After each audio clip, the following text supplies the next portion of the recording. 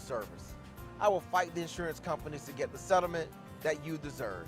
At the law office of Clinton Paris, we take the pain out of being heard. True Black Essentials is a retail opportunity to bring Black businesses under one roof, where every product on every shelf in every aisle will be Black owned and Black produced by people all over the world. Statistics show that the $1.3 trillion of spending power that we have as Black people can easily be turned into each Black person having $2 million if we were to shop Black for 2 years. So True Black Essentials will launch an e-commerce store on November 1st, 2020, but we will open up brick and mortar stores in Atlanta, New Orleans, Charlotte, Houston, and Jacksonville, with the very first store opening in Atlanta, June 19, 2021.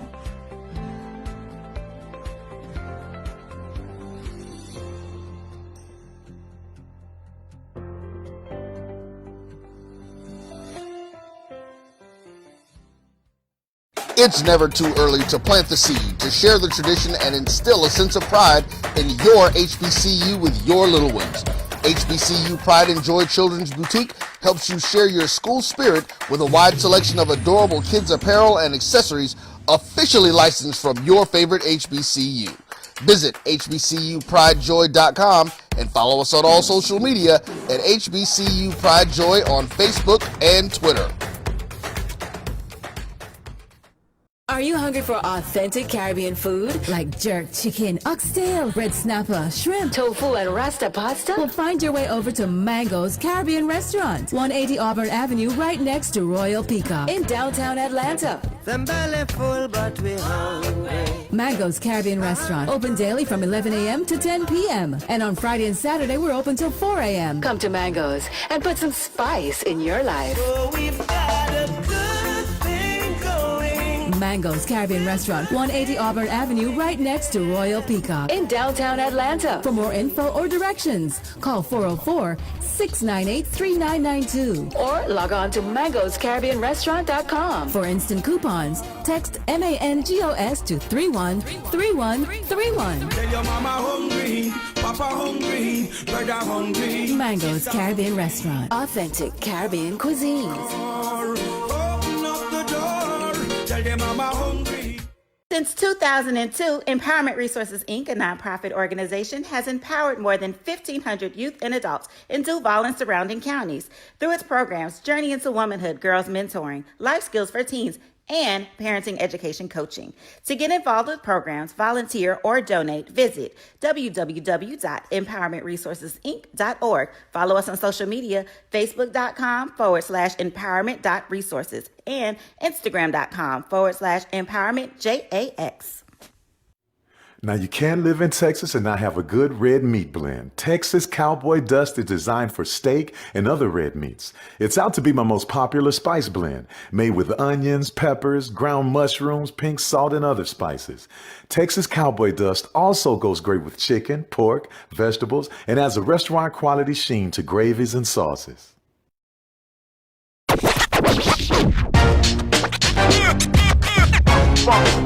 It's like a loot machine. All around town, people trying to get down. Vanilla smoked sea salt seasoning.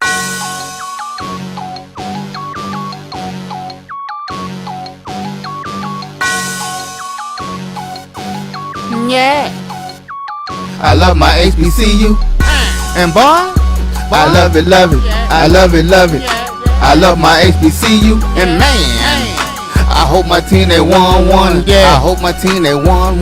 Yeah. Man, I hope my team they won. Yeah. I hope my team they won. Yeah. I tune into the HBCU Sports Lab to see if my team won or lost. If they lost, I'm quiet as a mouse. But if they won, keep tab. I'ma do the dab, yeah. Dr. Cavil, he know what he be talking about. Mike and Charles, they know what they be talking about. They compress the analytic data with the hip hop. If you know them like I know them, they gon' tell you if your team, if they won or lost, and who the ball. So listen to Professor, yes sir, and pay attention, cause he gon' teach a lesson. This is Dr. Cavil with Inside the HBCU Sports Lab, our special Sunday edition, recapping a road to a championship. As we get going here, we'll have special guest BJ Jones coming in here, joining us to give his HBCU football analyst, and I'm joined with the rest of the team. Welcome to episode 110 on Inside the HBCU Sports Lab radio show and podcast, the show that's covering the sporting HBCU diaspora, all things HBCU sports, from institutions large and small, from the NAIA to the NCAA. We share insights and information on the HBCU sports culture, HBCU athletic aesthetics to facilitate the story of HBCU athletic programs in the business of HBCU sports. I'm your host, Dr. Kenyatta Cavil, along with my co-host, Mike Washington and Charles Bishop. And for this road to a championship, conference championship, we have BJ Jones. BJ Jones, as you all know, the HBCU football analyst. We just call him simply around these parts, the HBCU football guru. We are filming from our home studios in our beautiful home of Texas Southern University from Houston, Texas. With that, let me just jump right in here and say, Mike, how you doing this morning? Oh, pretty good. How you doing, Doc? What's going on beautiful Sunday morning? I'm doing well. I'm sure you're doing well after the prayer you got it done last night. I'm sure you got a little bit of a scare there. Absolutely. Yeah, there was a bit of a scare there. So to my colleague there, CB, over there, I know he's smiling because of some results of something that happened in Louisiana. But yeah, it's a good way all around. Also on the basketball front as well for Prairie View. Great way that you pointed in there. And we're going to start a little bit about the basketball because we'll do a breakdown in the tournaments. Everything is in now. And so now it's about the conference tournaments, and we'll give accolades appropriately. Before we get into the meat, we'll have a surprise guest coming in with us to give us, some updates, conference perspective. So you all check us out. And then we have Charles Bishop. How are you doing today? Sounds like you're smiling now, but I'm sure near the end of that game, your heart palpitated a couple of times. Things happen on the goal line both ways. What do you think? Things happen on the goal line both ways. I'll tell you what, Dr. Bill, this Sunday, unlike any Sunday before in quite some time, I woke up tremendous. I mean, 3-6-21 will go down in Jackson State athletics history as unique. We've never had a day where we had a huge win against Grambling in football. You get a conference regular season championship in women's basketball, conference regular season championship in men's basketball, and then you win the baseball series with one of your heated rivals with Alabama State. So it will be one of those days in history that for Jackson State athletics that unique, unlike any other. Yeah, I think people are living pretty well in Jackson right now. I must say, Charles, it's a great point when you talk about it. It went down. BJ Jones, you're the analyst, so I know that you have your allegiance to a institution that didn't quite go your way, but you do a broader perspective. With that, how is your Sunday going? I mean, it's going pretty good. One thing about it, man, the sun comes up in the morning. That's the biggest thing. Definitely was not the result that we were looking to get. We struggled yesterday. That's not a pretty way to put it. But, overall, it was a solid day of SWAC football. I really enjoyed watching Jackson State and Grambling. And I think that Jackson State may be on to something. I will say, that all white that Jackson State wore yesterday, man, that's a bad man. Absolutely. But I mean, from the beginning of the day yesterday with Jackson State going into Grambling, and even with the nightcap with Texas Southern and Prairie View, all the games were great yesterday. Outside of Alabama A&M taking South Carolina State to the woodshed, all the games were down to the wire. One possession, type game. So great day of SWAC football. Tremendous day. Yeah, tremendous. Without question. No doubt about it. Let's get some accolades out there. We have the regular season champions from the MEAC in terms of basketball before we get too far into this, because we're going to give you a good 25 minutes of updates of football, of what took place yesterday in the second half of the show. But the first we want to give some accolades, as you appropriately said, of what went down yesterday. In terms of the MEAC, they have 2 divisions for basketball, Northern Division and Southern Division, or North-South, as they actually say it, as they split up the reduced travel because of COVID-19. So on women's basketball, accolades go out to Howard University. They'll be the #1 seed out of the North. They got it done during the regular season. They'll have a chip on the shoulder. They're looking to get into the women NCAA tournament. Can they do it? There's an old foe down there in the South Division called North Carolina A&T, as they will look at making a statement as they look to exit out of the conference. They won the Southern Division, got it done in style. So with that, let me go to you, Charles. Any thoughts in terms of what took place in the MEAC for women's basketball in terms of Howard or North Carolina A&T as they got it done? Well, I mean, Howard was kind of the surprise team for me this past season in the MEAC in terms of what they were able to get done. You mentioned it though, that old foe of North Carolina A&T is going to make for a fun conference tournament to see can those 2 teams get to the finals because I think it's a very interesting matchup, and I look for Howard to continue to get it done in the conference tournament. They have been the most consistent team throughout the season. No doubt about it. Let's break this down as I go to you, Mike, to let you see what the matchups are. They have quarterfinals. The quarterfinals will be played with the #3 seed, Coppin State, out of the North, taking the #2 seed out of the South, Norfolk State. And then you have in game 2, you have the South 3rd seed, North Carolina Central, taking on the North 2nd seed, Morgan State. As we just talked about, the #1 seeds or Howard out of the North, and they'll take on the winner of that Coppin State, Norfolk State game, while you have the #1 seed in the South, North Carolina A&T. They will take on the winner of North Carolina Central, Morgan State. What are your thoughts in terms of that matchup, Mike? Anything that you think will be a surprise, or will it just come down to Howard and North Carolina A&T? No, I think really, if anything, maybe Morgan State may surprise a few, can or has a potential to surprise a few, but you're looking at the #1 and 2 teams in the conference in scoring offense, scoring defense, scoring margin, field goal percentage, consistently going the last 5 or 6 games. I think both teams have hit their stride. So I think at the end of the day, it'll come down to North Carolina A&T and Howard.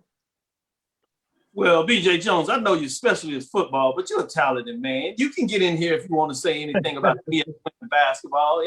Any parting shots that you got up there? At least you want to talk about who you think is going to come out of that tournament as the champion? I wasn't a believer in Howard. I thought that at the beginning of it, I said, well, maybe they probably got lucky that, the first couple of games. But Howard's women, the athleticism that they show and the way that they shoot the basketball, shoot a very high percentage from the field, I think that's dangerous in March. And that basketball team can get hot. I don't see a reason that they wouldn't win the MEAC tournament. I know that North Carolina A&T is going to have a lot to say about it. But, also Morgan State, because Morgan State has the ability to jump up and bite some people. I don't think that Morgan State will win it, but I think Morgan State might escort somebody out of the tournament that you didn't think should have been escorted out of the tournament. Man, that's a great point. And that's what happens in the magic of the tournament. It doesn't take but one slip up. You can be the best team, but if you fall and somebody gets hot, they may not win it all, but they sure can ruin it for somebody. So I like the way that you snuck in there and got that in. Let's look at quickly, look at the men's side. You actually had a game yesterday that would have decided whether the North would have had a 3-way tie between Coppin State, Morgan State, as well as Norfolk State. Many people were looking at Norfolk State, had an eye on maybe Coppin State, and they found a way to get it done, oddly enough. Surprised a lot of people. Morgan State led a regular season, a divisional conference championship getaway. Delaware State got it done, jumped up on him, and I knew as that game started getting close, I said, "Ooh, you can see the pressure coming on Morgan State." So it drops Morgan State from being a #1 seed out of the North because they had the 3-way tiebreaker to now they're a #3 seed, which means they don't get the bye.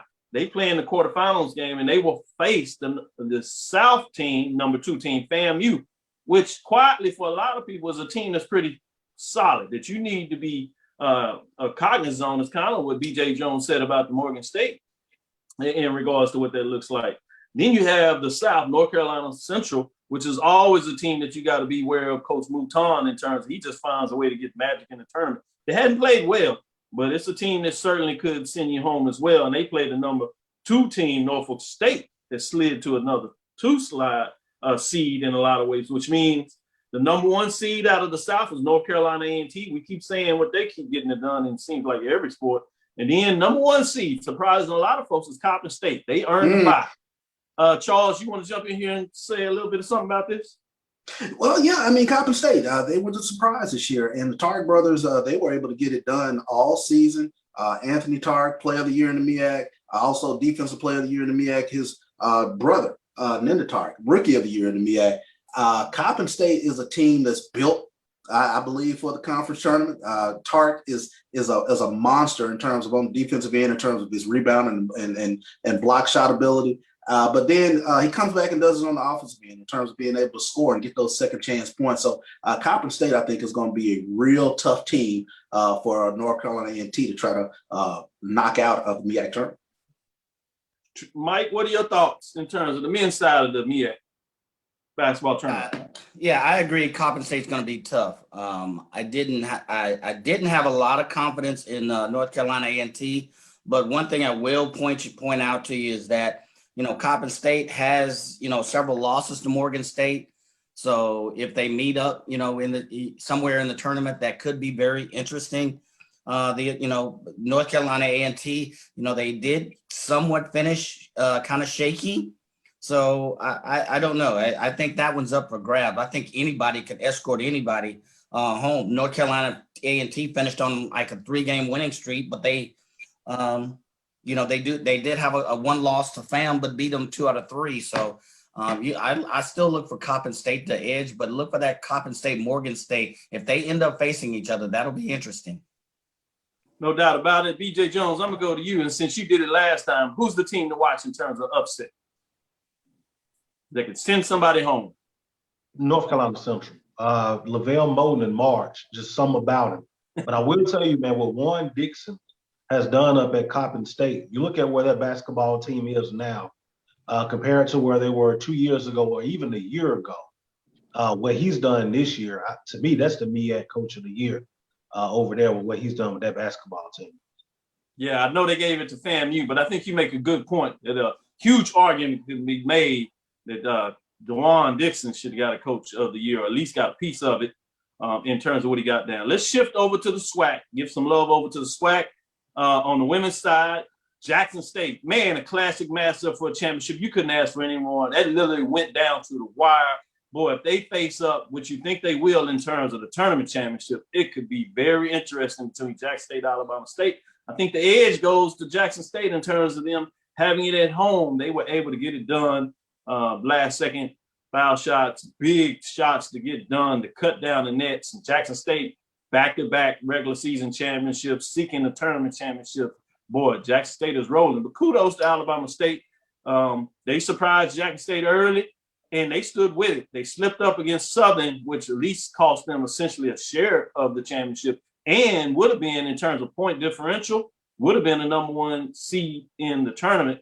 I don't think it's going to make much difference in terms of what that looks like in the tournament, but kudos to Jackson State goes the championship. On the men's side, we got a co-championship, 2 undefeated teams that went through the distance in terms of the games they got done. Not surprising, or maybe it is surprising in terms of new cast of characters for Prairie, but many people picked them at the top, but they find a way to get it done. First regular season, undefeated season in the Prairie View's history in terms of men's basketball. They get a share of the championship. That'll be their 3rd regular season championship in a row. And then you get Jackson State, as Charles alluded to, big weekend in terms of big day in terms of history there. They get it done. Since this is Charles gets a part of this, Prairie View, Mike Washington gets a part of this, I'm going to go to B.J. Jones and let him get into his thoughts in terms of what took place this basketball season in terms of MEAC in the tournament. Let me go straight to the tournament. Number 1 seed, obviously, is Jackson State. They will face Mississippi Valley in terms of what's going on there. They snuck in there. Prairie View's lost to Alcorn, pushed them out of the tournament. And then on the men's side, you had that #1 seed in terms of Prairie View with more games played. They earned the #1 seed, and Jackson State is the #2 seed. Prairie View on the men's side will play Mississippi Valley, as I said. Any thoughts in terms of the SWAC tournament, men's or women's, BJ? Hey, on the men's side, man, look out for the Panthers. I know they were coming in, new faces, new team, same results. And they really got it rolling down in Prairie View. And Jackson State on the women's side, man, we know that they've been rolling, but I think them matching up, they run into Alabama State again in the tournament. I think that's a dangerous match. I like that. Great point. Let me go to you, Mike. What are your thoughts in terms of Prairie View, in terms of what they were able to get done? 3 straight years of winning the conference championship, and then new cast of characters and do it in style, COVID-19, and you go undefeated? Man, what are your thoughts in terms of the Panthers on the men's side? Yeah, it's just as you say, Doc. I mean, to take a new cast of characters and replace them, with names like Juwan Daniels, Cam Mack, it basically Prairie View reloaded, and that was the big question going into this year. Could they replace that championship team? I think they've proven that they were able to. I think Jackson State is a really tough opponent, and they could definitely present some problems. But I do see Prairie View firing on all pistons. They had a tough road trip through Alabama, but were able to pull out some tough road games late in February, which to me is indicative of a team that's ready to perform in the tournament. So kudos to them. Their tenacious defense, I mean, that carries well in a tournament as well. So as far as the women's, I agree. Jackson State, I mean, they picked it up in midseason, had that early loss to Alabama State, and I just see that this tournament is Jackson State's tournament to lose. No point. Let me jump right over to you, Charles. You get to celebrate twice. Men get a championship, co-championship with Prairie View, and then the women get it outright. What are your thoughts on both of these teams and what they can do in the tournament? Both teams are very experienced in terms of, especially Jackson State's women. Getting an opportunity to actually play in the conference tournament this season, I'm really interested to see what Amisha Williams, Deja Rogan, Janiyah Talley, all of them can do in the conference tournament. It should be very fun. Alabama State presents a tremendous challenge for Jackson State.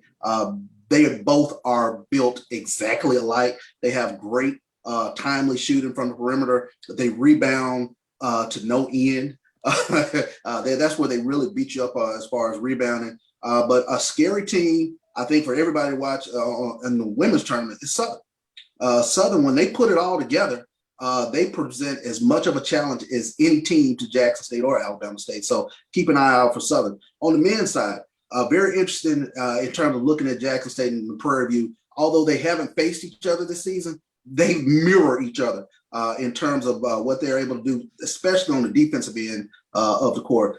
Javis Mckinnis, he's a rim protector for Jackson State. This year, unlike other years, I think Jackson State has the scoring ability that can stay with Prairie View.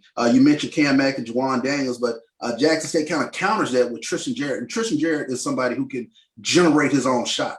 And he gets in the lane, he gets to the free throw line, much like Juwan Daniels and Cam Mack. So they are definitely on a collision course to see each other, but be very, very careful. The Texas Southern Tigers, they come alive in the conference tournament, and they have the scoring punch and just enough defense to present problems for Prairie View and Jackson State. Absolutely. Good deal with that. Well, let's get going, and let's jump into a little bit of the football, and then we'll see if we can switch and bring in an interview maybe a little later with that. So let's get into the business of what's going on in terms of the football. We got a specialist in here, so this is the meat and potatoes of what's going on. Let's start with the nightcap, if you would. The way the SWAC has had all these games, all of them on television, boy, it really sets up well. It's just a full day televised games. I was sending out pictures where I literally had the 3 games on at one point in terms of South Carolina State, Alabama A&M, Grambling and Jackson State, Pine Bluff and Southern. And then I actually was watching the basketball game as well in terms of Alcorn and Prairie View. So, man, I was just in Hall Kevin sitting back there trying to get it all done. And then the nightcapper in all of the games lived up to the building in so many different ways. So let's start off with that nightcap, that Prairie View Texas Southern game. BJ Jones, what stood out to you in terms of that matchup? How both teams look defensive. I think that if you look at Texas Southern as well as Prairie View over the last couple of years, if there was a gripe to be made by the fans of both schools, it was that, hey, we can score with anybody. The problem is when it matters, we can't stop anybody. Well, last night, you got a whole bunch of defense. You got defensive play on both sides. I think with Texas Southern, you saw them make the quarterback change, and that really, got the offense rolling a little bit. But I was impressed with the new faces that we see with Texas Southern on the defensive side of the football. They look pretty good. They played good enough to win the football game, but you have to give Prairie View credit. Even when they were down, going into the fourth quarter down, they kept fighting. That last drive, that was a classic drive. Hate for the game to end on the controversial, and controversy, but man, that game, a lot of people weren't talking about it at the beginning of the week, but I promise you, after last night, everybody was talking about that finish and how both of those teams looked. And I think that if you're a Prairie View fan or you're a Texas Southern fan, you have to be positive based on what you saw last night. No doubt about it. Let me go to you, Mike, to get your feelings in terms of what took place in that Prairie View Texas Southern matchup. Yeah, I had to. I got started watching late. I was taken aback. The first thing I noticed was this is not the Texas Southern team that we expected. They are going to present some issues. We've said, the last couple of years, Texas Southern's that X factor. I think this year they are really the X factor. I think, what BJ Jones said is he hit the nail on the head. Their defense surprises a lot of people. They almost kind of made, Prairie View look small at times.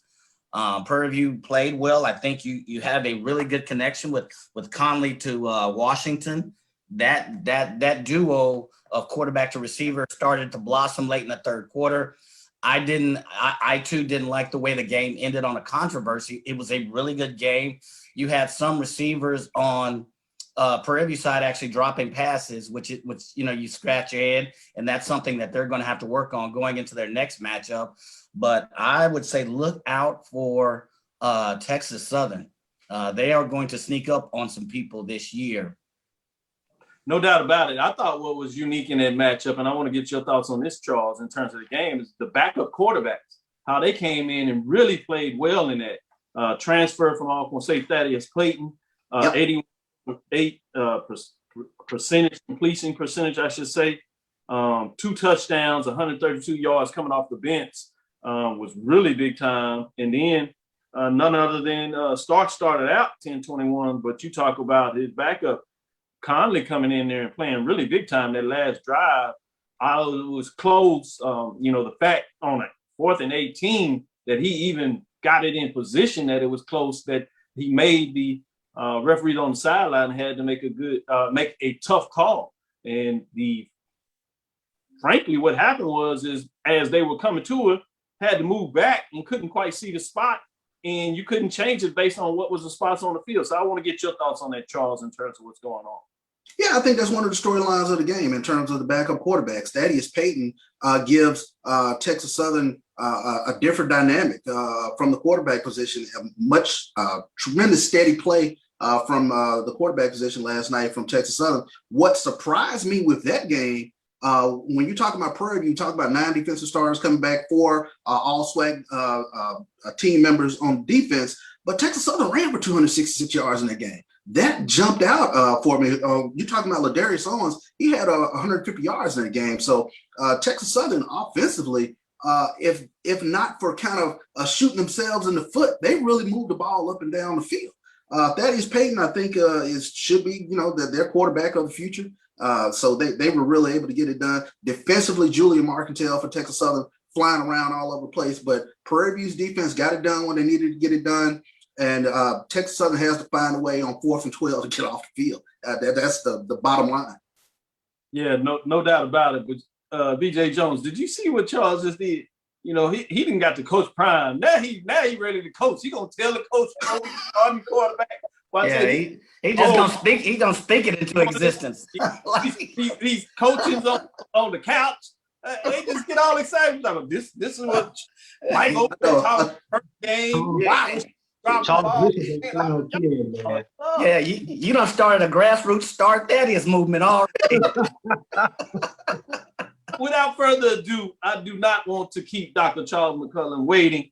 He has given us some of Sunday, so we're gonna jump right in here, and then we'll catch up and we'll review the rest of the 3 matchups after we bring in this interview with the commissioner of the SWAC. Man, I need to just get a signature or something with you, Charles, because you certainly are living right. All the things and the magic that you're doing for the conferences, I know you have a method to your madness, but I'm not sure that you could have planned it this well in terms of the competitiveness of the game. You get a big non-conference win with Alabama A&M and South Carolina State, a game that was literally set up this week based on COVID protocols that continue with Valley. The basketball tournament looks like it's going to go down in great style. 3-time repeated champion for Prairie View comes in with the #1 seed. You have Jackson State that went undefeated. They get a share of the championship on the men's side, which means Kane and McClelland, just to slide that in there, your son, he done won championships at 2 SWAC schools now on his list, talking about him writing his little road. So I'm sure you have to be proud of what he was able to get done. And then you go in the women's side with Jackson State, back-to-back champions. Man, this tournament is going to be big. But before we get into some of those particulars, let's talk about the spring. You made a major decision with the presidents and chancellors of the conference to push football to get more information on COVID-19. You started off and you get a break, but things seem to be going well. Tell us about the spring sports and how things are going off, and are they going towards plans? What are your thoughts on all that? Yeah, surprisingly well, to be very honest with you. We knew that we were going to have hiccups, and we've had some of those hiccups. Obviously, Mississippi Valley State on the football side had to postpone their first 2 games. They had some positive tests, and with contact tracing, they've had to pause. But it did allow Alabama A&M to go and get opportunity to play against South Carolina State. So a little SWAC MEAC action here early in the spring. You know, I've been somewhat surprised, Dr. Cavil. You know, when I woke up this morning and I started to read all of the headlines, quite frankly, all of them were football. Now I know why football is in the fall and basketball is in the spring. Everybody's talking about Coach Prime. Everybody's talking about how well Texas Southern looked. Everybody's talking about the surprise University of Arkansas at Pine Bluff, but we knew that coming in. We knew that our student athletes were excited about playing in the spring. We knew that this wasn't going to be just a process of fruition of just doing it just because. You can't tell me that those student athletes don't understand that a championship is at hand. And when you look across the board, that's going to be the Southwestern Athletic Conference. I read some of your articles. I read some of the gentlemen that's on this call articles and comments. And the thing that surprised me, I think the first, I can't remember what the first football schedule that came out, and I saw the comments. Man, that's a brutal schedule. The last 4 games are brutal. And then the next schedule came out, and they were the same comments. Then the 4th schedule came out, and I think people realized every week in the SWAC is going to be brutal. Nobody has an easy road to the championship. And that is what we wanted when we embarked on this journey. You know, the Southwestern Athletic Conference is strong. And I would say this from a spring's perspective, you're going to be able to get an opportunity to see how important SWAC football is, not only to our community, but to this nation. And I think having all of those games on 4 games, I mean, it was a quadruple hitter. I went to my father, he's 81 years old. I went to his house yesterday as I went to Jackson. He had Arkansas at Pine Bluff on one TV. against Southern. He had Jackson State on another TV, and he was watching South Carolina State, Alabama A&M on his phone. So, we want to move forward. We know that it's significant, and it is going surprisingly well. I'm happy to be able to finish up basketball. Again, we had some stoppages, but I think all in all, it was a very successful season. No doubt about it. That's the commissioner, Dr. Charles McClelland, commissioner of the Southwestern Athletic Conference. Charles, if you would, we want to take a quick break, and then we'll bring you right back to finish off the second part of this interview. This is Dr. Kenyatta Cavil with Mike Washington, Charles Bishop, and part of our Sunday edition of Road to a Championship with B.J. Jones, the HBCU football analyst, better known as our HBCU football guru. With that, we'll be right back with this quick message. Have you had your Earth Blend coffee today? At Earth Blend Coffee, we take pride in offering you the very best of beans across the world, blended and roasted to perfection, giving you superior quality and satisfying and flavorful taste. Experience the world in one cup with Earth Blend Coffee.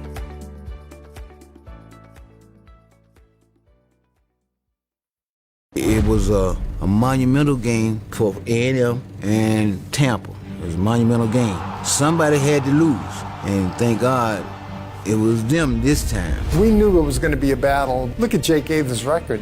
202 and 36, I think, some off-the-wall figures. And nobody would play him because they didn't want to take a chance of getting beat. But the truth of it is, over 46,000 tickets. Blacks were sitting in the east stands. The whites were sitting in the west stands. And the score wound up 34-28. The only thing we proved that we wasn't inferior, that we were not inferior, and we were not afraid. For one night, for 160 minutes, we was better than them.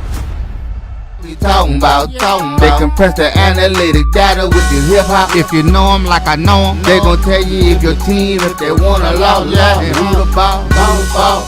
So listen to Professor. This is Dr. Cavil's Inside the HBCU Sports Lab with Mike Watson, Charles Bishop, and B.J. Jones for our Sunday edition of a recap of what took place this past weekend, particularly this weekend in the Southwestern Athletic Conference and HBCU sports in general.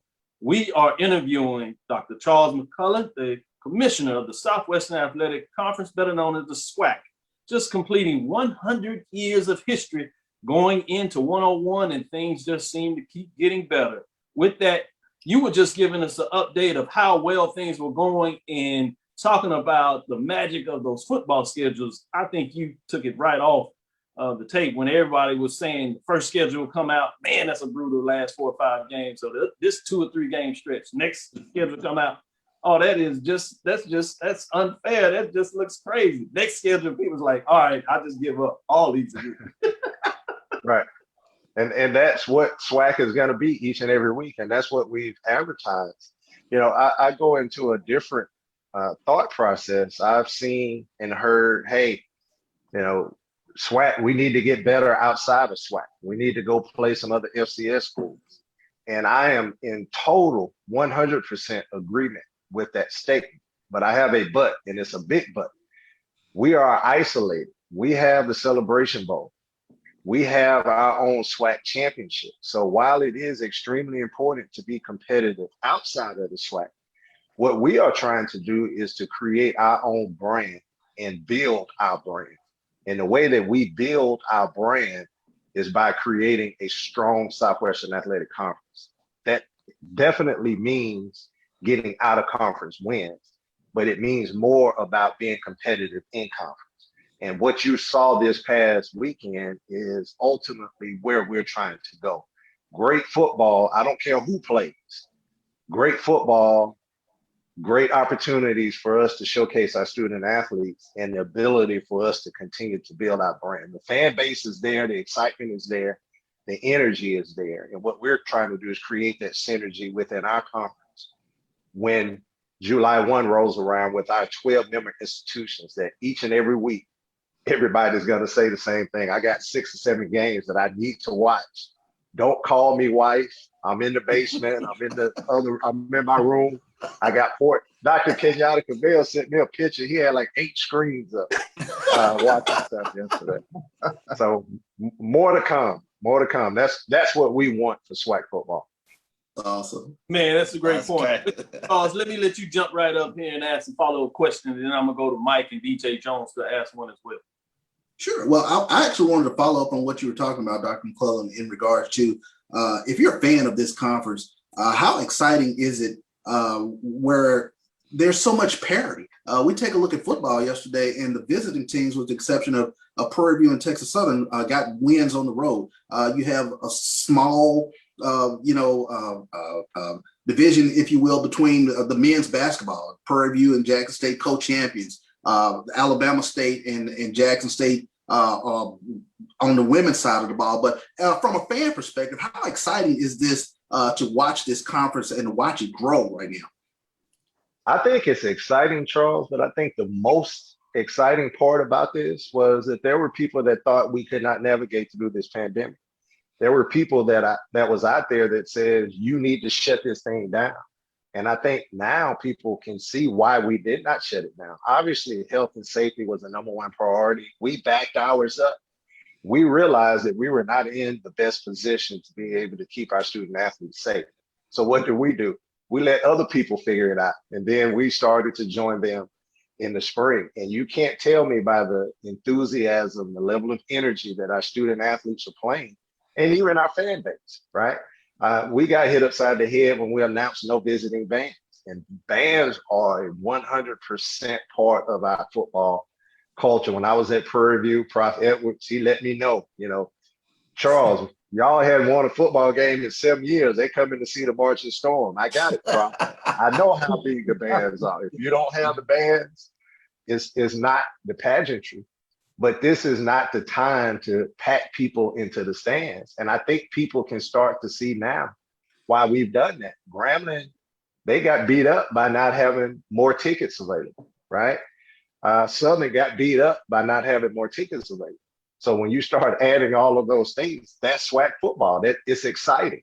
So what we had to do was kind of take a pause, figure out what we were going to do. And I think, to me, that is the most fulfilling thing. Being able to put this into motion, being able to do it safely, and being able to deliver a quality product. To me, that is the most exciting part of all of this. And seeing the student athletes, because they haven't participated, some football players, 18 months. Their mental stability in some was starting, to go into question. You take away what you have. I have 2 sons, as Dr. Kenyatta Cavil said. Both of them have been playing basketball since 2 years old. We took that away from them. I literally locked my 2 in the basement for 4 or 5 months. And I didn't want them to leave. But I realized that their mental stability, they had to get back to some sense of normalcy.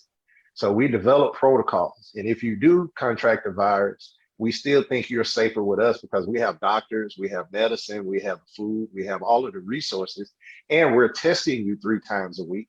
So you're not spreading it. So from a community standpoint, we are helping because we're putting our student athletes, at the #1 priority. So to be able to navigate through this, to be able to do it successfully, I say hats off to the membership, hats off to the presidents, ADs, and SWAs. And I don't say that lightly because they truly were the ones that made this happen. That's big time. Thanks for that question, Charles. As I see in the background, a replay of that Jackson State Grambling State game. Looking good.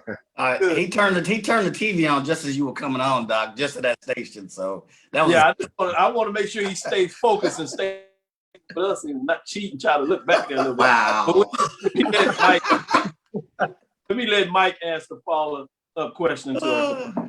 And I tell you, before you say that, Mike, I haven't seen Charles smile this much in the last 12 months. I know, so right? He's been smiling and grinning. You can't tell me football's not important. I needed it yesterday. I needed it. I'm glad you pointed that out. That boy's been grinning all day. Really, Charles, you must have ESP because you looked into my head and kind of, touched on the question I was going to ask. I know you're tired of COVID-19 questions, and this model that the SWAC has put together, and all of the excitement about not only the alumni but the students, coming into this season, and we've proven that this is successful. However, in the wake, you have a couple of governors who have made ill-advised decisions to lift mask bans, and you have tournaments coming up. What, if any, changes to the protocols will you look at or make, or will you continue to stay the same? Because with other governors, but from what I understand, potentially looking at similar actions to remove mask bans, that can place our students, athletes at risk. So are there any contingencies you have if that happens? Yeah, our contingency is we're going to keep our SWAC plans. Amen. It was kind of funny. I had an athletic director to text me and say, hey, Texas is lifting the mask mandate. I'm concerned about our student athletes going to Texas. And about 30 minutes later, it was Mississippi. And then 30 minutes later, it was Alabama. And 30 minutes later, look, you're in the South, Michael. We haven't been wearing masks, like we should. We haven't been social distancing like we should. And when you go out and you see other entities, there are restaurants in other parts of the country that's still at zero capacity. In the deep South where our schools are, and it's political, right? You look at the state of Louisiana, they have a Democratic governor, but they're still pretty much a red state. So a lot of the policies and procedures and local governmental entities, larger cities are typically more Democrat. So even with a state, mandate, or even a state not having masks being mandated, these local governments are going to be key.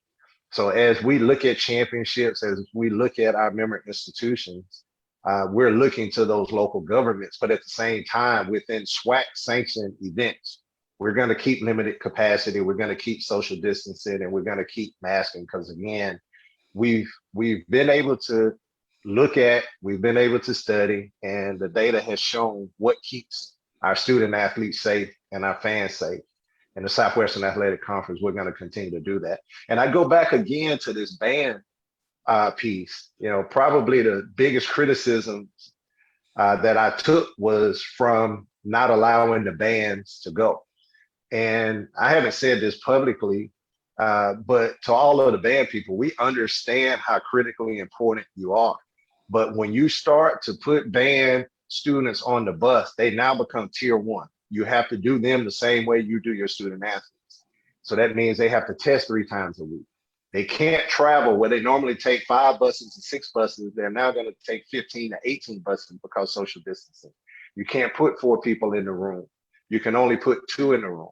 So in order for, I'm looking at Kenyatta Prairie, in order for the band at Prairie to go to Dallas to participate in that game, you're now talking about a cost where it normally would cost $20,000, $25,000. You're now at $100,000 just to go to Dallas and participate.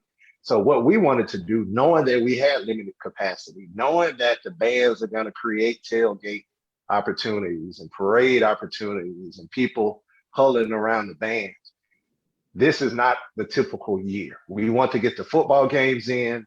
We want the bands to be able to participate, so they participate at home. We just don't want them to go on to the road. And for the fans that come specifically for the bands, I apologize. But go to one of these home games, enjoy it in a ramp down environment so we can ramp it back up in the fall. So we're not going to take our mask off.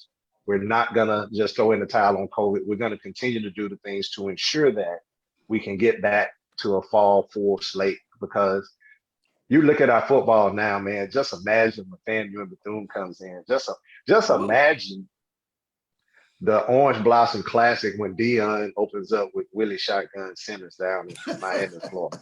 Right? That's going to be the first game out of the chute.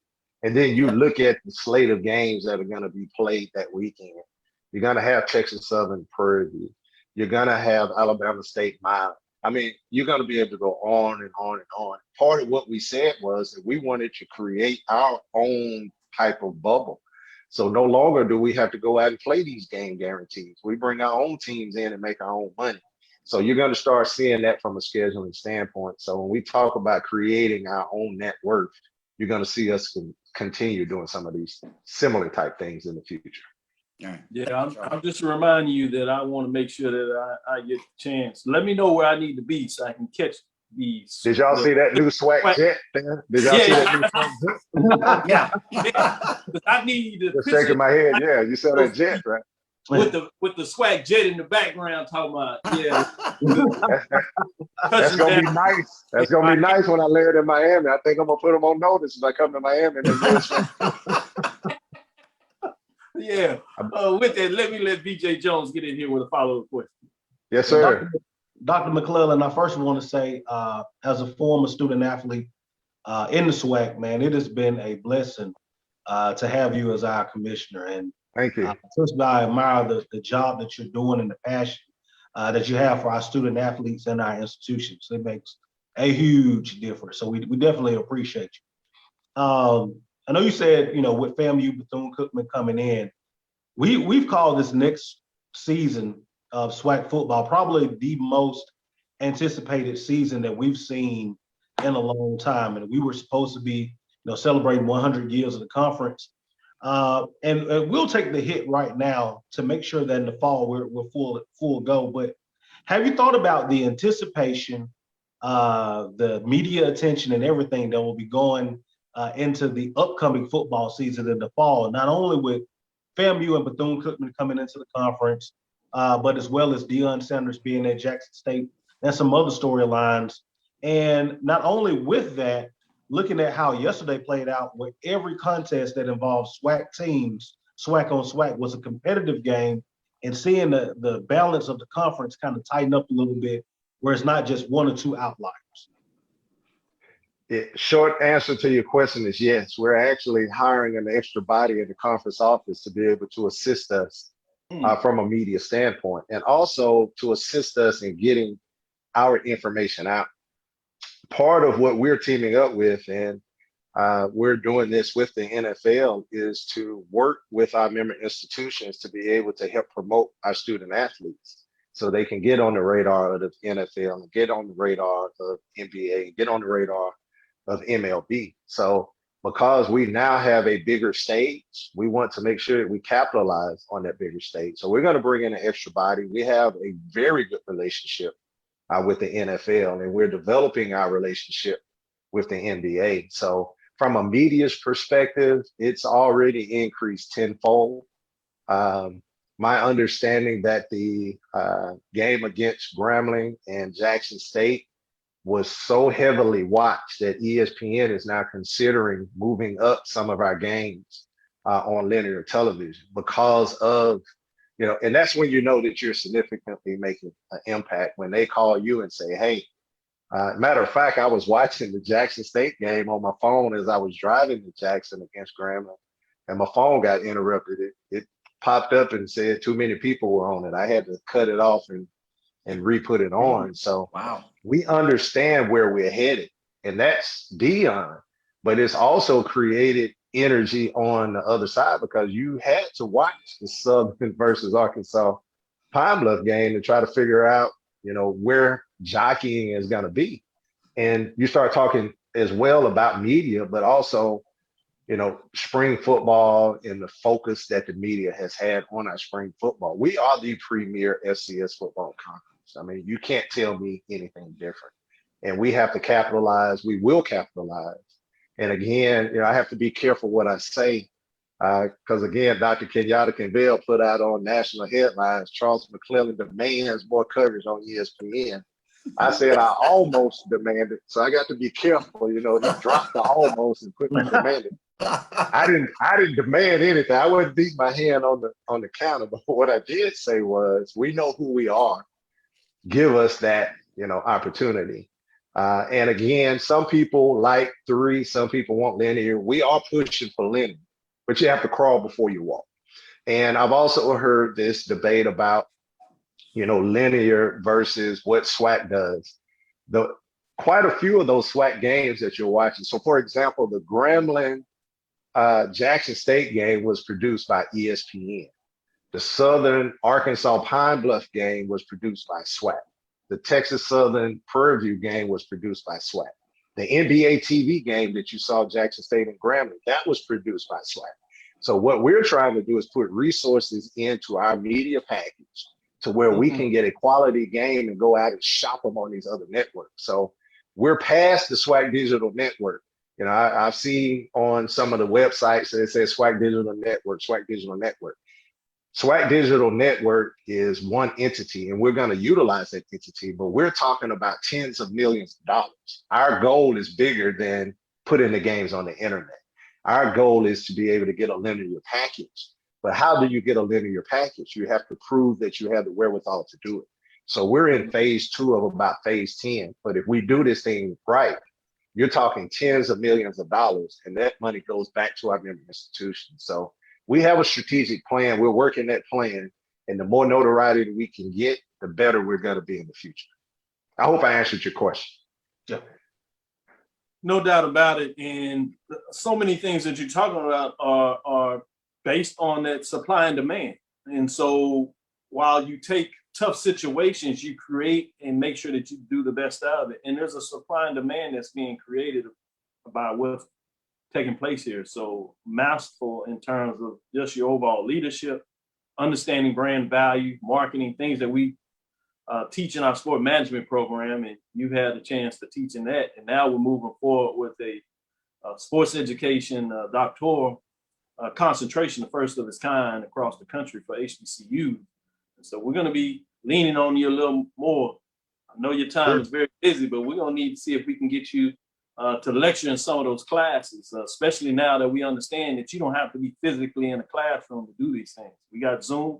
We've learned how to use it, and we learned how to make it work. So we'll be calling you a little bit more. But with that, let me make sure I give you a chance to have your final statement in regards to whatever you want to make sure the followers and people out there know about the SWAC as we continue to move forward.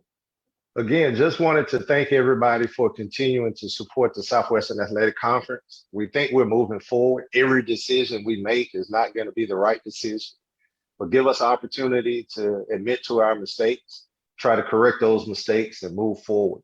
And that's the promise that I can give everybody. We're going to work 110%. Everything that we do might not necessarily be right, but we're going to accept responsibility and move forward. And as long as we can do that as a unified conference, we're going to be able to achieve all of our goals. So just quite simply, thank you. Thank you to the media. Thank you for following us. Thank you for calling out our mistakes so we can see, you know, the error of our ways and make those corrections. None of us are perfect. So it's just exciting. I'm humbled to be the commissioner. I never thought that I would be commissioner. I never thought that we would be in this position, but man, I am excited. You know, I've been preaching this stuff for now 2 years, and it's starting to come to reality, Charles, and I'm starting to get scared. You know, you talk about it, and now it's here. I'm excited. I'm excited, and our conference has so much room to grow, and that's scary because I think we're already the best. So if we do what we're supposed to do, we're going to shut this thing down. We're going to take over the game, and they're going to be looking back at us saying, you know, we wish we were a part of SWAC. No doubt about it. This is Dr. Cavil's Inside the HBCU Sports Lab with Mike Washington, Charles Bishop, and BJ Jones, as we're closing out our interview with Dr. Charles McClelland, the commissioner of the SWAC. And as you alluded to, an unofficial MEAC SWAC challenge took place in Alabama A&M, held up well for the SWAC and got it done. So we're going to get back into talking a little bit more about some of these matchups that took place yesterday. We want to thank you for taking out time of your busy schedule, particularly on a Sunday morning. So thanks so much for the great information that you provided us today. My pleasure. You're going to have to apologize to Reverend Carl Mouner at the Church of Grace and Fellowship because I'm supposed to be in there doing the prayer right now. And I told him I couldn't because I had to be on this show. So I want to publicly let him know where I was, and Pastor Mouner, forgive me. It was Dr. Kenyatta Cavil's fault. I would say an extra Hail Mary, a couple of more tonight in prayers, just to make sure we all stay in good grace with that one. Thank you. I'm going to sign off, Michael. Last time he had me teaching, he paid me with peanuts. Now I'm big time. He's going to have to pay me with cash this go around, talking about he want to lecture. I can't lecture for free no more. I see we got a little change. We're going to make sure that we give you a stipend. That's only fair. I appreciate it. I appreciate it. Y'all have a good day. All right. You too. Thanks. Thank you. Oh, that was a great interview with the commissioner. Always fun in terms of getting updates, and a lot of fans out there. Shout out to Jimmy, Mike Walls, LaShawn Harris, Karen Griffin, A.T. Kemp, Joyce Ball, Willie Flowers, and Wendy Jenkins, Kevin Harris, Jeff Mumford, a lot of other ones, Sonia Stamps, just to name a few. And we'll get more out there. Keep them coming in terms of those supporting us. Chris Scott, Jeff Mumford. Let's get back into it. We just ended talking about, if you would, in terms of that non-conference game. Alabama A&M and South Carolina State. B.J. Jones, you jumped in there and told everybody, listen, that this was a great matchup and a big matchup. Talking about South Carolina State, that is a stingy defense. That's one thing that you know you're going to get. Maybe some questions on the offense, but they were facing a high-powered offense, and you wanted to see not only could Alabama A&M get it done on the offensive side of the ball, but could they make a statement more so in terms of the defense? I thought they did, but I would want to get your perspective. That game started out slow, sloppy. You said everybody should understand that the first couple of weeks. Don't get too enamored about understanding mistakes are going to be made. People had not played football, live football, in over 400 days. That's more than a year. I thought those were great points you made, but get me inside the numbers as you do. Provide us some of the analysts in terms of what you saw and what are the things that our viewers should consider that took place when Alabama A&M traveled to Orangeburg to face South Carolina State. Always a tough team. Alabama A&M's defensive line dominated South Carolina State's offensive line. No one saw that coming, all right? The dogfight that we thought we were going to get, it became a beatdown. Once Alabama A&M's offense settled in, it was all she wrote. Akil Glass did not have his best day. He did throw, I think it was 3 interceptions, and there were 2 others that he could have thrown that were dropped. But when you start to look at the weapons that he has, and Alabama A&M's ability to run the football, because that was key. They were losing Jordan Bentley. Now they insert 2 new running backs, and they picked right up. Alabama A&M can run the football. They can throw the football. And I know we don't like looking ahead, but I started checking the calendar yesterday. When does that Alabama A&M Jackson State match up? And what do I need to do to be there? Because the way that Alabama A&M looked yesterday, they did look like a contender. But I will say, we don't know how good or how bad South Carolina State is just yet.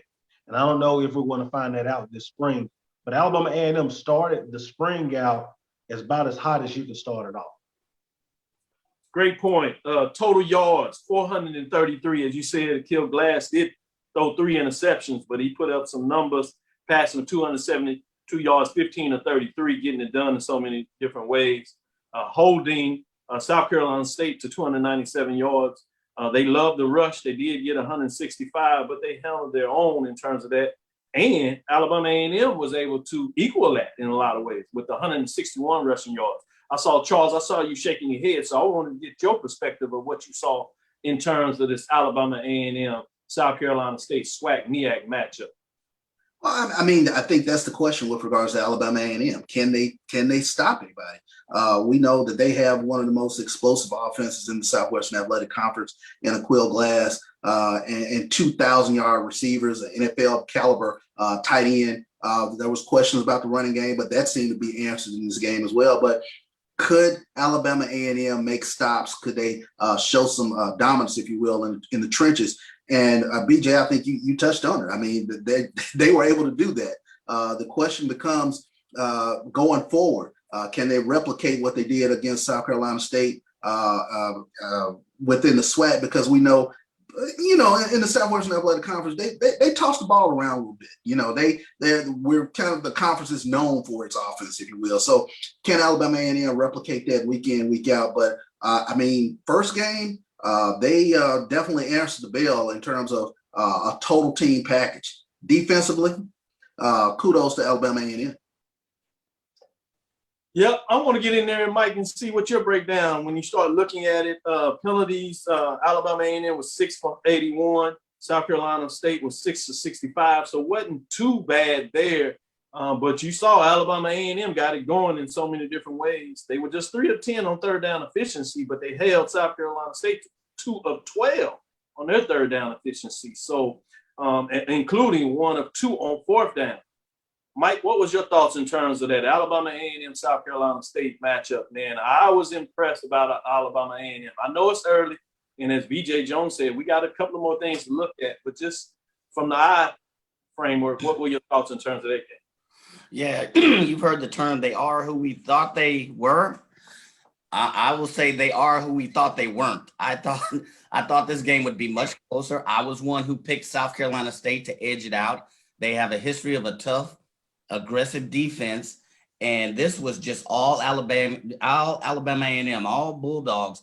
I mean, Akil Glass, I mean, he's, I think you've all touched on it. He was a little, shaky earlier, but he still went 15 of 33 for 272 yards. The thing that surprised me was the defense, the play of the receivers. Sophomore wide receiver, O.D. Hillary. He just had 2 catches, but they were impactful. And then Abraham, I tried to pronounce his whole name, but I don't want to mess it up. He had 6 balls on 81 yards. So they had the ability to spread the ball. They had the ability to run, but their defense, I mean, junior defensive end Marcus Cushney had some sacks that came up big. And so senior linebacker Armani Holloway also played big in that game. So I started looking at the calendar as well, and I was like, they are going to present some problems for other teams in the SWAC. I don't think anybody thought that this Alabama A&M team would come out the gates playing as well as they did. I don't know, if it's, then you ask, is it how well they played or how terrible South Carolina State played? My intuition says that this Alabama A&M team is for real. Thank you for that. This is Dr. Bill inside the HBCU Sports Lab with Mike Watson, Charles Bishop, and BJ Jones in terms of our special Sunday edition, morning edition, if you would, just reviewing the games that took place this past weekend, yesterday, for example, in terms of what's going on. We'll come back. We got 2 more big games that we certainly want to get out the gate. We're going to tease you with a couple of more in terms of that Tennessee State game today, but we want to get some insight in terms of that UAPB and Southern game, as well as the big game of the day for a lot of people was that Grambling Jackson State. We'll tease that and save that for last, but stay with us. We're going to take a quick break, and we'll be right back for more as we talk and analyze what took place on Saturday. A road to a saving the best for last, huh? The Cuvée Group is a Florida-based marketing and training consulting firm. We help businesses communicate to their target audience and engage them in conversation. We also help to expand their audiences, which will ultimately result in growth for those organizations.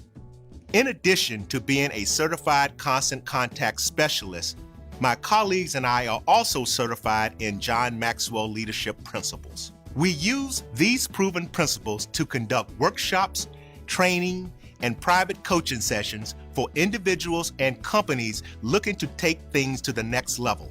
Contact us to schedule a free consultation. Issues today, don't delay, call Cuvée. We talking about. They compress the analytic data with the hip hop. If you know them like I know them, they gon' tell you if your team, if they wanna lose, yeah, and who the ball. So listen to Professor, yes sir, yes.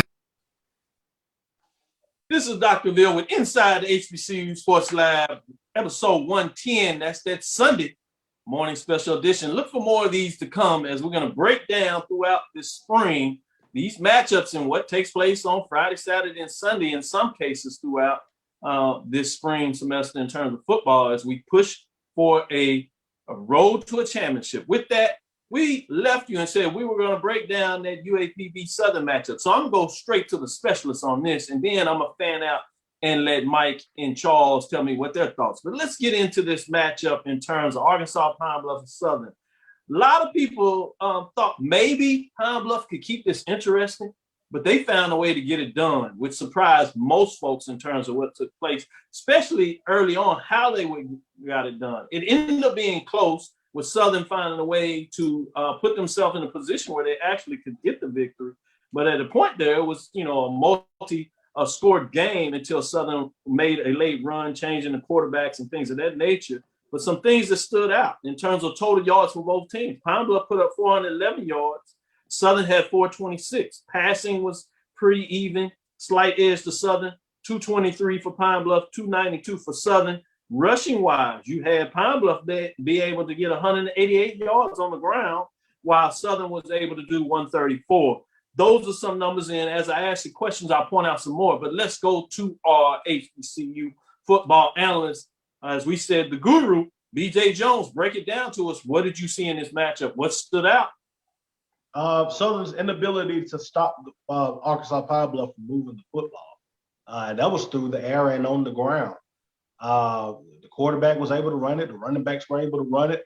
And it seemed like in the first half that Southern secondary couldn't cover Arkansas Pine Bluff's receivers.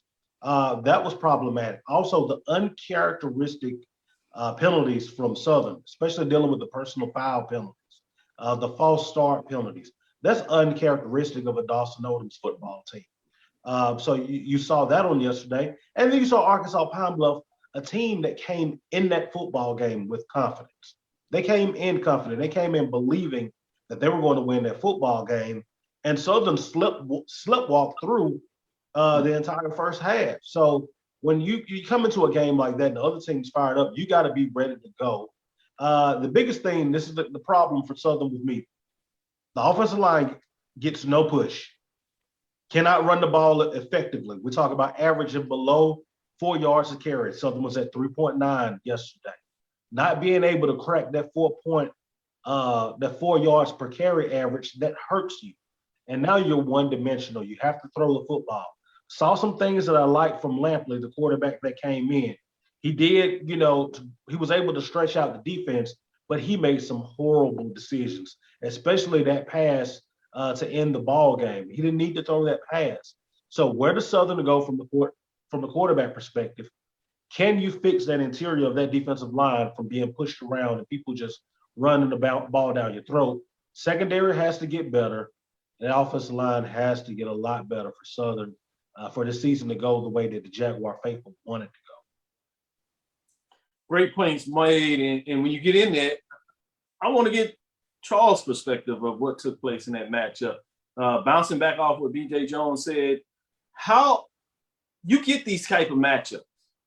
Let me just be up with it. When you talk about one of the things, I had a chance to do a pregame show with Dwayne Lewis, the specialist up there, in terms of bringing everybody information on Pine Bluff Southern. And one of the things I talked about is Pine Bluff had to go in that game, make sure they weren't playing the brand of Southern, a peak of Southern. But that's the opposite in some ways. Southern has to find out how do they make sure they get up every game when a lot of people are going to say, hey, this is Southern, this is Jackson. In the fall, it'll be FAMU, right? Alcorn in terms of that. How do you make sure that you maintain the level of high quality football against teams that you believe you may not naturally get that high from when you're playing like a Jackson State or your first game of the season?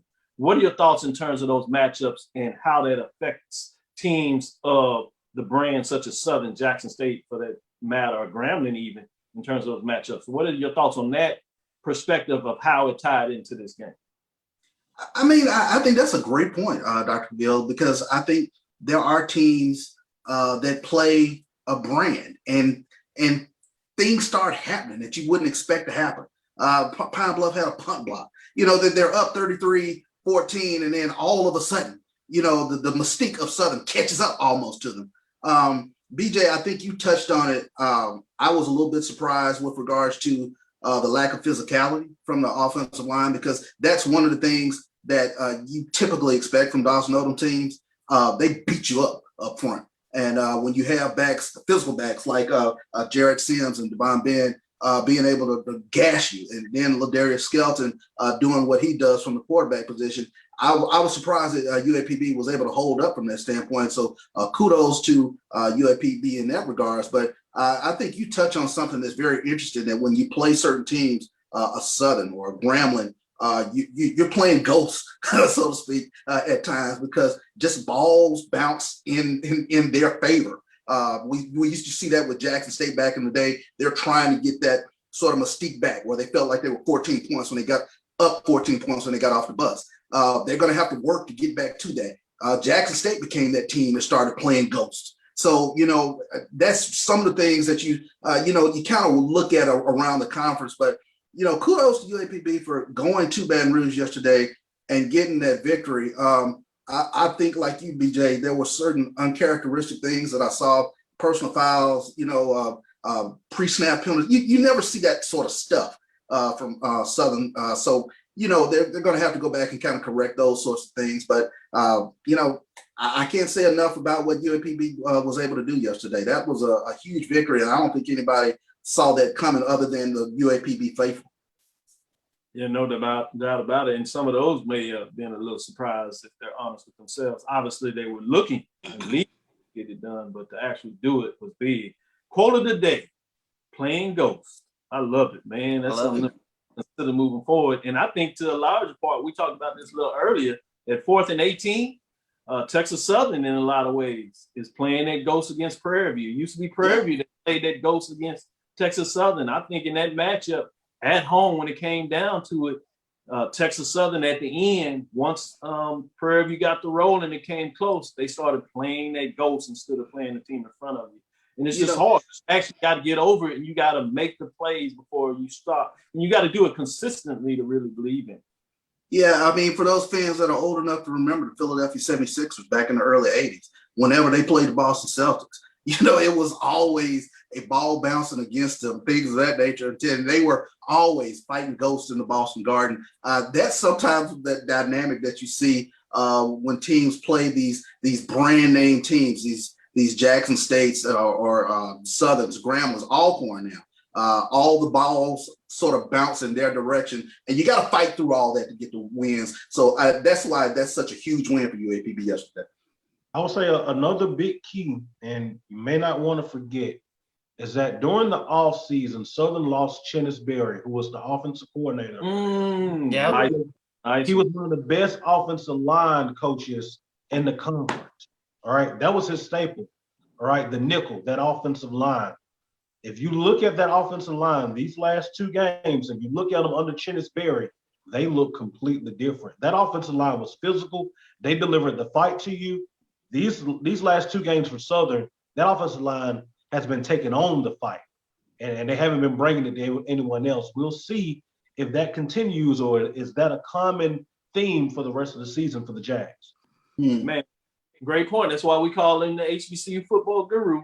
He'll get you inside those numbers, and you'll be like, oh, yeah, I didn't think about that one, and give you some schematics and some things that you just didn't think about in terms of the aesthetics of the game. With that, Mike, Southern had 4 turnovers. What are your framing? What stood out for you in terms of this matchup? I think we've talked a lot about Southern and how they play, how inefficiently they played. But if you look at it, the Jaguars did, as you alluded to, lose the turnover battle for the. They committed 9 penalties. We talked about these penalties that racked up. That adds up in a very close game. The other thing is they started at least 3 drives in their own territory on their own 2 or 1 yard line and couldn't finish or complete the drives adequately. That's big as well. We talk about Southern and playing the ghost, but let's give also, I think Charles was doing it as well. Let's give kudos to UAB. I got a text from Big Earl, who played there with LC Greenwood back in the day. He and the Lion Faithful, they called it. They said, we're going to go to Baton Rouge and pull it out. Well, he gave me a text at 7 a.m. just before church. He said, we pulled it out. So Skylar Perry played solid, 22 of 37 passes. This team has a plethora, or I'd say a trifold of receivers, and Josh Wicks, Harry Ballard III, Tyron Ralph. They spread the ball. They ran evenly. They made their share of mistakes. But on defense, I mean, they had a pair of folks with 9 tackles, and this defense forced the 4 turnovers. So this is not that same UAPB team that we've seen in years past. And we said, oh, they have potential. This is a strong UAPB team that capitalized off the inefficient play of Southern. And now we went into the season thinking, oh, Ladarius Skelton, that offense hinges off of him. Now Dawson Odoms has some decisions to make before they jump back on the field in 2 weeks. Is it going to be Lampley or is it going to be Ladarius Skelton? So kudos, hats off to the UAPB. I think they proved that they're going to be a force to be reckoned with this season. Yeah, we just love that as coaches and fans starting that quarterback controversy. I think we might be trying to do that with 3 teams out there. Southern, Prairie View, and Texas Southern may have the issue of these quarterback controversies, at least in terms of fans, as they played multiple quarterbacks. Backups did fairly well in most of the cases. You may argue it a little differently in terms of Lampley or Southern, so maybe not as much. And even in terms of the advocate they put out there that Coach Dawson Odoms talked about the fact, no, he looks like he's fine, but he wavered a little bit there. So we'll see what that means. And we have BJ Jones to make sure he'll keep us on top of that. Charles, you want to sneak in here with something else? Well, yeah, I wanted to ask BJ, if I'm a Southern fan, where am I right now with regards to Ladarius Skelton? Because he is, I think, one of the more dynamic performers in the conference. Was that an off game yesterday, or is that something more? So I think with Ladarius Skelton, I think not only was it an off game, but it was kind of Ladarius Skelton being Ladarius Skelton's worst enemy. Arkansas Power Bluff came in and said, hey, we're going to take his head out of the game. And they did it successfully. You saw him get the personal foul penalty early. As a quarterback, you can't do that. And as a quarterback that's coming into your 3rd year as a starter, you definitely can't do that. The expectation for you are different. As the leader of the team, you're expected to be almost like managing. So the personal foul penalties, the barking and all that other stuff, that's not things that we expect for you to do. If you're a Southern fan, you have to like some things that you saw from John Lampley. All right. He was able to push the ball down the field. Now, his interceptions were bad. All right. There ain't no way around it. They were bad. They were bad. So as a Jaguar fan, remember when Dawson Odoms loses these games and he has time off, Southern comes back and they look completely different. All right. Yeah. We saw this against Alcorn a couple of years ago. We saw this after the FAMU loss back in 2019. When they lose games like this, they get time off, they come back looking completely different. You hope as a Jaguar fan that same theme continues this year. Man, that's a great one to pull out your pocket there. That is so true. When they get that extra week, you hate to be that fan base that sees him the week after, because Southern tends to be a different, more focused team on all parts. With that, let's get into the game of the week for a lot of folks. Folks were really into this game for various different ways. Old tradition. I mean, this game goes back, for people that just don't quite understand it, it goes back past the SWAC. Both of these teams were at each other when they were part of the Mid-Western Athletic Association, along with Tennessee State and some other programs. At that time was Tennessee A&I for the longest. Just to let you know how far this goes back, it was Grambling State College, Jackson State College at those times in terms of what was going on. With that, you had Jeremy Higbottom lived up to more and really gave a lot of things that the Grambling fans can be excited for. BJ Jones said that was one of the things that you need to look at going into this game.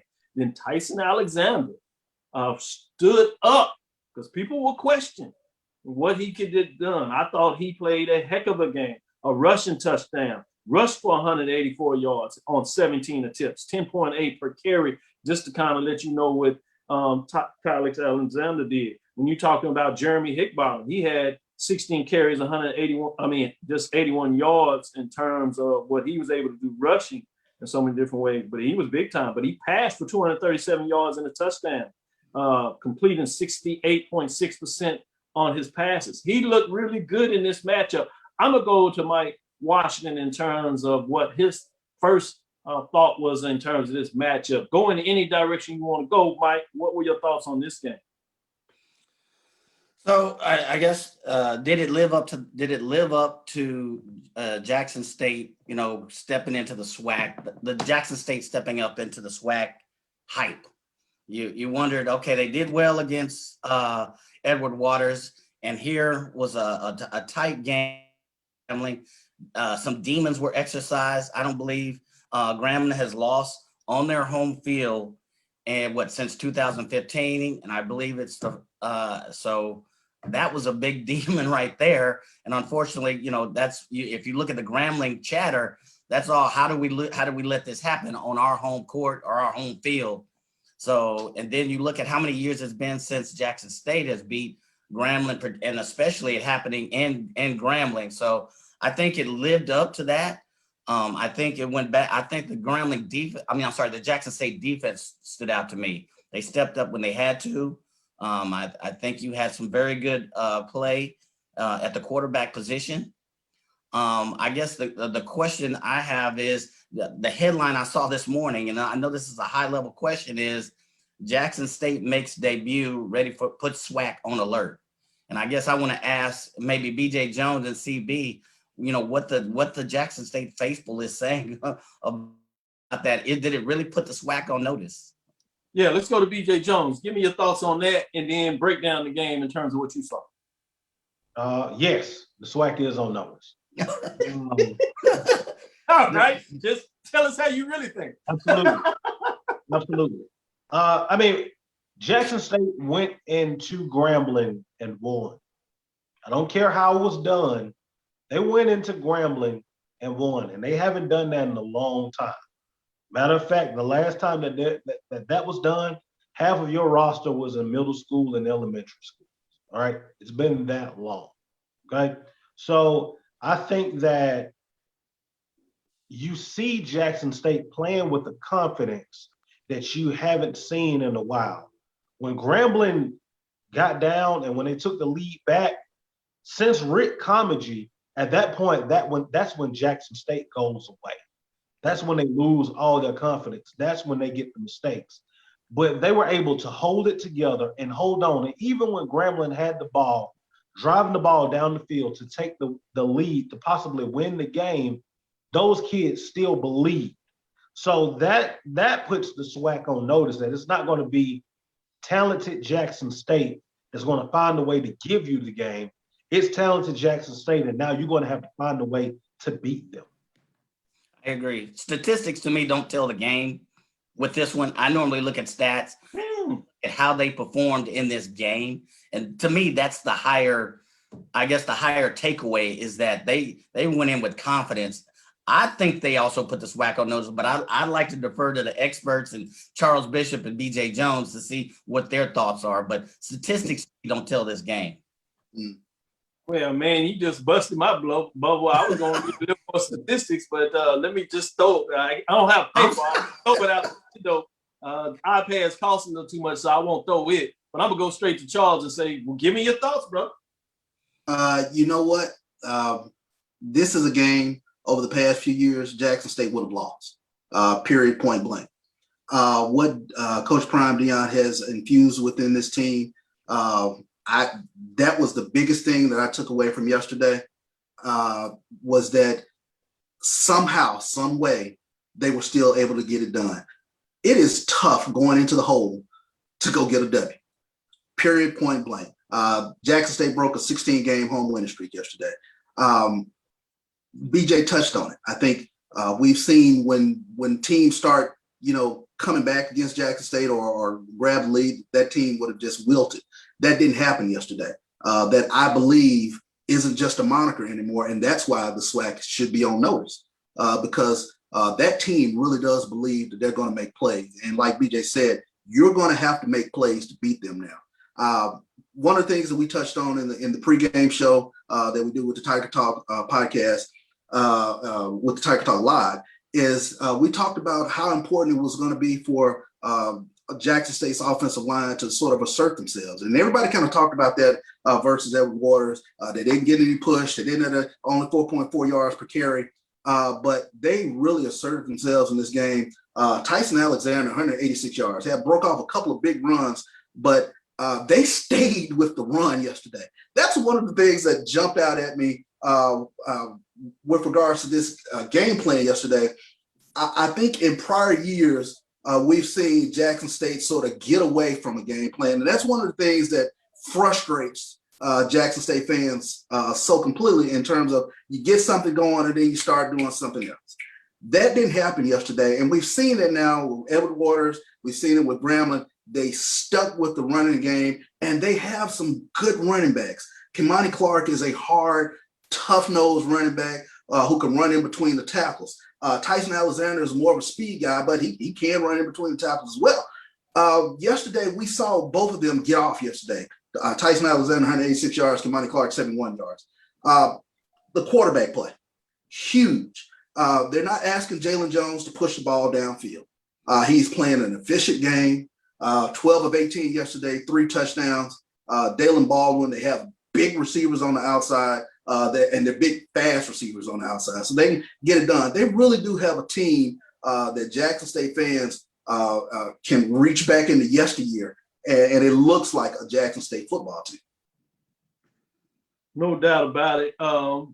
Want to give a shout out to Isaiah Thornton as he gave an update in terms of Edward Waters, who's also playing football. They're playing a couple of games. Obviously, we heard a lot about them playing that first game against Jackson State. They released the coach in terms of what took place, but they had a matchup they played yesterday against Division II foe. As we know, Edward Waters is transitioning from NAIA to NCAA Division II as a member of the SIAC. They already have been voted in the conference. They just got to go through the NCAA transition. They were outscored 20 by the first 20 points, but Edward Waters rallied 21 unanswered points to win the game, 21-20, just to give you a little insight and indication of Edward Waters. Wanted to make sure that we put that information in there. But what I wanted you to break down as we start to close things out, as we're going to the 11:30 to close it out with that, is the Jacksonville State-Tennessee State matchup today. Jacksonville State played 4 non-conference games in the fall. They just won. They lost their first conference game matchup, surprising some folks. They are rebuilding into some ways. Tennessee State, a lot of people saw what Tennessee State done. They were really outclassed in the first quarter of that game.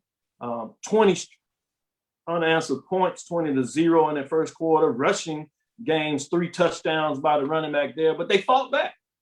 Made it a game in that matchup, and actually were driving in the last part of the game with the time running out to see if they could find a way to pull out a victory in that game. Not to be as they lose in that matchup, going down the stretch 27-21, I believe it was. But they take on Tennessee State today. It's a 2 o'clock game that will be on ESPN Plus for those that keep up with all HBCU programs, which we do here. So I really wanted to go into that. I wanted to start with BJ Jones to really break down his thoughts in terms of this matchup as we kind of look forward to some other games in terms of SWAC moving forward, starting with this Jacksonville State at Tennessee State. It will be played in the hole, as they say down there in Nashville. What are your thoughts, BJ?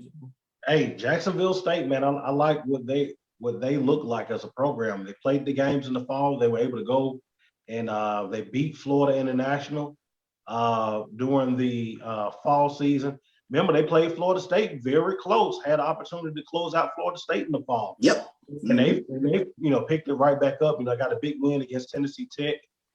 They go up to Tennessee State. It's going to be a big challenge for Tennessee State. Tennessee State, for as bad as they looked in the first quarter last week, that defense completely turned it around. Mm-hmm. Yep. They gave up over 200 yards rushing in one quarter, and then from the second quarter to the rest of the game, only gave up 27 additional rushing yards. Yep. That's impressive. You talking about shutting somebody down? Yeah. Yes. So they have to get some help from that offense, though, because they had a chance to not only win that game but take the lead early, but the offense kind of sputtered. You see, also made the change at quarterback. We'll see what that looks like today, but that offense has to give them help, and that defense can't put them in the hole. And they're going to have to play mistake-free football to have a chance to beat Jacksonville State, who I think should win the OVC. Great point there. It's amazing because you usually think about making those adjustments at halftime. He was able to do that after the first quarter. Yeah, you certainly are frustrated if you're a Tennessee State fan that you got off that slow in the first quarter. But, hey, they hadn't played games in forever. So let's think about that as well. And the fact that you were able to make that adjustment in the second quarter, I think there's some thoughts that should go into that. Let me go straight to you, Mike, in regards to what were your thoughts in terms of a little bit of the past game, really specifically looking at Tennessee State and Jacksonville State out of the OVC, 2 o'clock. Yeah, like you, I look at the one thing that you check and you identify as good for Tennessee State is the way they came back, being down 20-0.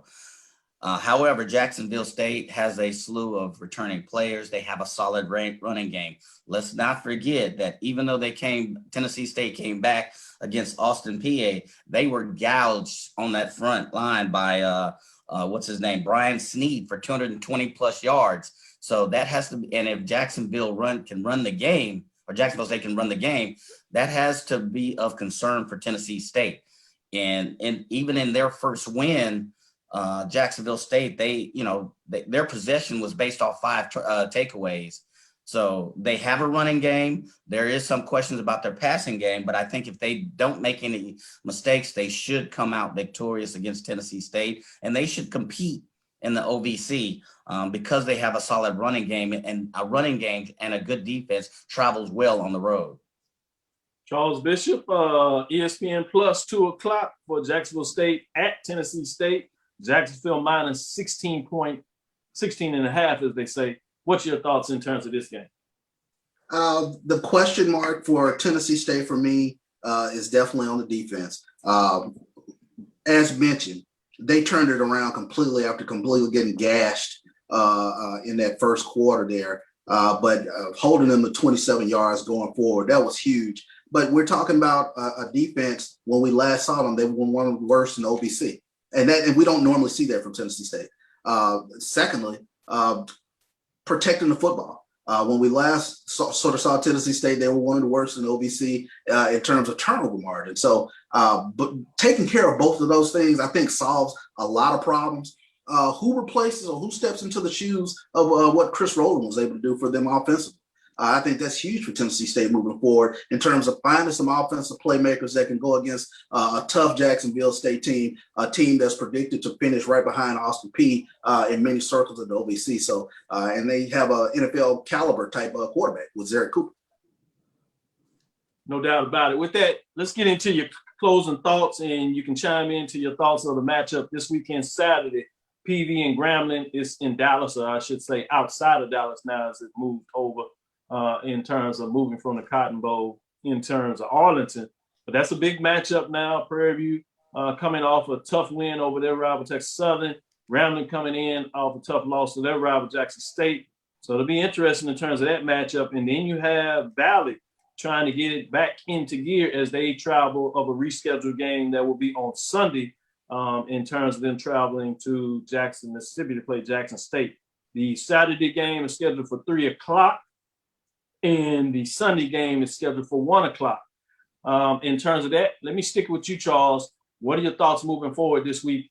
And just touch on anything that we should look at in terms of that matchup, Prairie View Grambling or Valley Jackson State. Prairie View Grambling is a really interesting matchup to me. The question mark for me is, as I mentioned earlier, Texas Southern was able to run the football down the throat of Prairie View. I was not expecting that with so many defensive stars returning, but I think this should be a great matchup. Grambling Jackson State was able to run the football against Grambling. So whose defensive lines kind of step up, whose front sevens kind of step up in this game could be the determinant in that. Jackson State and Mississippi Valley always plays Jackson State tough. They cannot have Grambling hangover in terms of dealing with this Mississippi Valley State team, because in talking to a lot of people around their program, they always treat Jackson State as though it's a Super Bowl type matchup. So they always come with everything. I think when we last saw Jackson State, Mississippi Valley, Jackson State had a furious 4-quarter comeback and sent the game into overtime where they eventually got the win against Mississippi Valley, but Valley always plays Jackson State hard. So Jackson State has to be careful about not having a Grambling letdown. No doubt about it. Mike, what are your thoughts in terms of the upcoming week? Yeah, let me start with Prairie View and Grambling. I think Charles hit it on the head. I was a little bit concerned that Texas Southern was able to stop the ball. I think there were times that PV often sputtered and didn't appear quite as efficient. I think they had some tweaks to do, and I think Coach Dooley even said it himself in an interview. That we still got some work on both sides of the ball. A couple of drops by receivers. But the thing that stands out is whose defense is going to stand out and stand up and play the best on that day. And that's against the run and against the pass, and ball security as well. With Jackson State, I think they should come out victorious, but beware of the hangover. I totally agree. If they play the type of ball that we've seen them play, particularly in this last game, I think they're playing with a lot of confidence. If they don't get sucked into, hangover territory, I think they should come out victorious. No doubt about it. Saving the best for last, BJ Jones, as we get to shut it down. Take us out of here. What are your thoughts in terms of the upcoming week as we go for a road to a championship? Oh, man, the first thing I looked at the week was like, oh, man, we don't have a full slate again, man. Yesterday got me spoiled, man. I'm so used to having that full slate, and they take it away. But we got a good one on Saturday with Prairie View and Grambling, getting it on in the 817 Arlington, Texas. That's going to be an interesting game. I think that Grambling has lost to Prairie View the last 2 times they've met. Prairie View has their number. Can Grambling get off the snide? Can they turn it around, get the victory over Prairie View? Because I think if Grambling loses this football game, there are some people in northern Louisiana doing a lot of chirping. They'll be chirping for all the wrong reasons. 2 straight losses. 3 straight losses to Prairie View.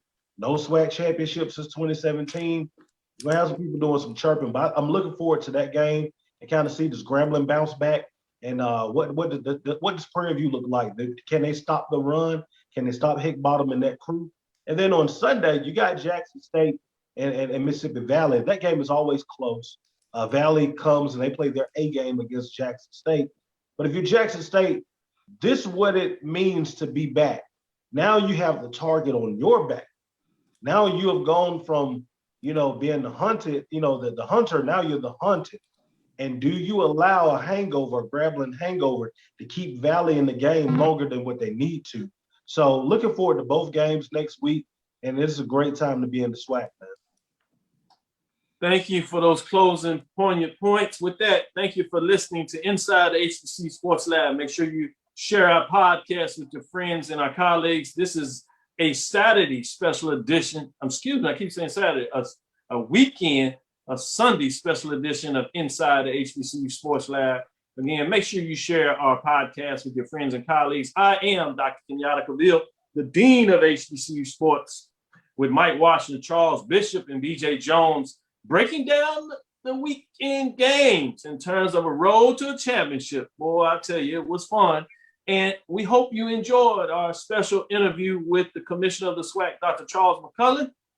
Again, we thank you for listening to Dr. Mills Inside the HBCU Sports Lab with Mike Washington, Charles Bishop, as well as BJ Jones for this special weekend edition. Listen to us, Mike and Charles, every Tuesday and Thursday now at 6 o'clock Central Standard Time. We look forward to you next week as we will discuss the latest news in the lab. Look for us to maybe surprise you and do a little something next Sunday. We'll see if we can make it work. Follow me, Dr. Kenyatta Cavil, on Twitter, Facebook, and Instagram. That's DrKenyattaCavil. Again, that's DrKenyattaCavil on Twitter, Facebook, and Instagram. That's also Inside the HBCU Sports Lab 1 on Twitter.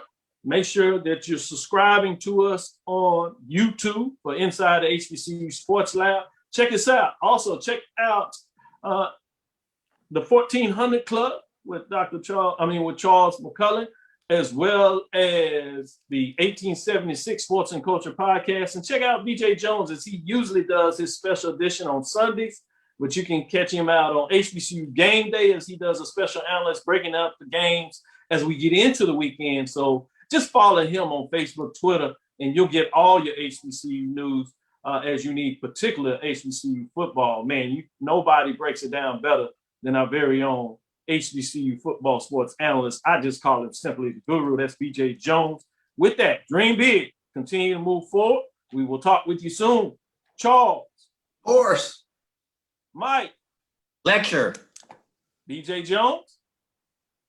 Dismissed. Dismissed.